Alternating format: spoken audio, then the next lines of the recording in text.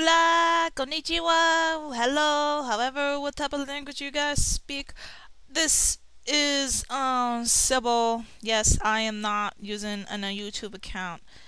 My boyfriend here has uploaded this video, so I could just give my review out to the people of this recent game that I have bought, Transformers Cybertron Adventures. Yeah, it kind of make me want to play Dora the Adventures on the PC or Frog Leap, whatever. Anyway, okay, here are the steps that I will talk about. One will be gameplay, two will be controls, three will be characters, four will be story, and the overall rating that I will give. So, yeah. So prepare yourself for a review of Transformers Cybertron Adventures. First, we'll start off with story. There's two different types of stories. Of course, you choose a faction whether you want to be an Autobot or Decepticon, which is cool and fine. Knowing me, I chose an Autobot. Basically, your mission is, destroy Decepticons here and there, infiltrate their headquarters here and there, discover what they know and all that kind of stuff, escape, drive, and pretty much defend, attack, everything like that, all such and such. So anyway, basically that's what you do. And on the Autobot stories, you have to destroy Trypticon, one of the Decepticons' latest, greatest robotic weapon of all time, much superior to Omega Supreme. And to note this, Omega Supreme is not in the Wii version, so it kind of sucks. So yeah, all I got is Trypticon. So your mission is to destroy Trypticon. The bad part is I did not finish the Autobot story. I didn't because Trypticon is too freaking hard. And I will lay out some of the negative part of it in the end. This is the Autobot story. The Decepticon story is that, of course, you destroy the Autobots. You fight the Autobot, like Ratchet, Sideswipe, Jetfire, and all these other characters. You play these characters, which is awesome, with thumbs up. So, basically, all you do is destroy plant stuff and pretty much destroy plant stuff, destroy, defend, race, destroy, and pretty much defend Trypticon from being destroyed, which I have finished the Decepticon story. I have just finished the Decepticon side. Thankfully, I don't know why. It's so easy to be evil. Anyway, I have defeat the story for the Decepticon side.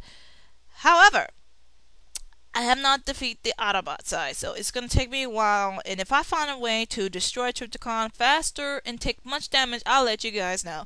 But until then, I cannot beat him. For crap. It's hard. Like Ninja Gaiden. Anyway. Alright. Basically, in the end of the Decepticon story, Megatron holds up the data core containing the information about the Dark Energon. What's the Dark Energon? What's it doing in the core of Cybertron? I have no idea. I don't know. So I wish I knew that, but I don't know nothing about Dark Energon. So there you go. That's pretty much it for the Decepticon story. The battle is over, but the war has just begun, and he gets the upper hand again. Now for the controls. The controls are great. The controls are smooth for the Wii version. It is very easy to get used to. It's not that hard, unlike the other games that I play, Transformers. And basically, all you do is just point and shoot. That's it. You just point and shoot. You just point it at the Decepticons or Autobots, depending on which faction you choose, and just shoot. Your B buttons you shoot, and when you transform into a vehicular mode or jet mode, your acceleration is B on the nunchuck part, and your firing is your A and your B button for missiles. Yeah, pretty simple.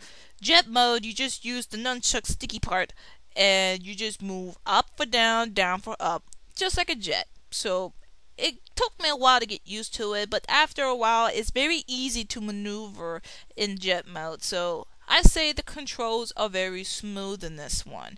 And like I said, it's a point and shoot game. Characters. The characters are brought down great. And I love the characters. I love playing as them. I love playing as Sideswipe, Bumblebee, mainly Optimus Prime, even though I played him once.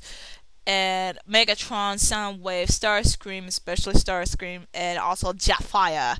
And so the characters are great. They play their significant role very well. Soundwave sound like Soundwave. Optimus Prime always dominant in my opinion. And Bumblebee sounded like the guy from who played Ichigo Kurosaki from Bleach. Ain't that awesome? Anyway, like I said, the characters has been played out great. They're awesome, and I love playing them again and again and again. Now for the gameplay. Graphic wise is cartoonish. It reminds me that I'm not playing it on the Nintendo Wii. I'm playing it on the PlayStation 2. Cause you know how them graphics are. They look kinda like cartoonish, but trying to be in a realistic environment, but it's not. It's a little bit like a 2D, 3D environment and all that kind of stuff. Adding some effects here and there. Like I said, it's like I'm playing on PlayStation 2 instead of a Nintendo Wii. So the graphics, I would not say is poor, but moderate for the system. It's not bad, but it's pretty much moderate. And pretty much everything else is fine. Now for the what I say, I did cover up gameplay. Oh yeah, the gameplay. Like I said, it's a point and shoot game. Nothing special. It's like me playing House of the Dead or any other point and shoot clicker game. I cover gameplay, I cover characters, I cover story for each. And let's see. Now for the negative part. Alright, negative part. You're timed on this one! Oh my god! This is why I'm having so much trouble being Trypticon. You're timed. Not only that, while he's freaking turning around, the time starts. Meaning that you only got less than about 10 seconds to defeat him, and his bar is about a little bit not closer to zero. By the time you're about to get closer to zero, game over. You did not complete your objective.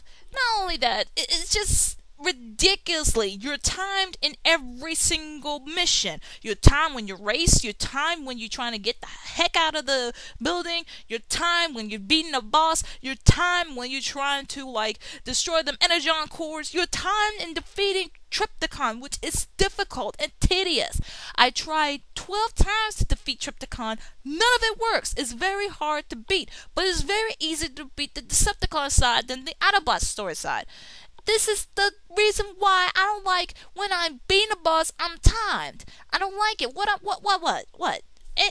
gotta do? What do I gotta do? The only weapons that you always have, is a sniper rifle, a cannon, Gatling gun, and a missile launcher. That's it. Your weapons doesn't upgrade. The only time you'll be powerful enough to get more ammo is when you destroy every single thing at the same time, getting a higher score. The higher the score, the double your ammo is, and the more powerful it can get. But the problem is, the missile launchers take a long time for it to really select all of the ammo and fire. Not only that, it's so difficult. I just didn't like the fact that I have to keep beating Trypticon over and over and over again. Why am I timed on this thing? It's ridiculous. I mean, if the angry video game nerd was playing it right now, I'm pretty sure he'll have a hard time beating Trypticon, like I am now. This is why I'm doing a review of it. Not only that, unlike the PlayStation 3, the Xbox 360, and the PC version, no character mode option. You cannot go online. There is no character mode option for you to make an Autobot or Decepticon character of your choice. This is bad. This is very, very bad.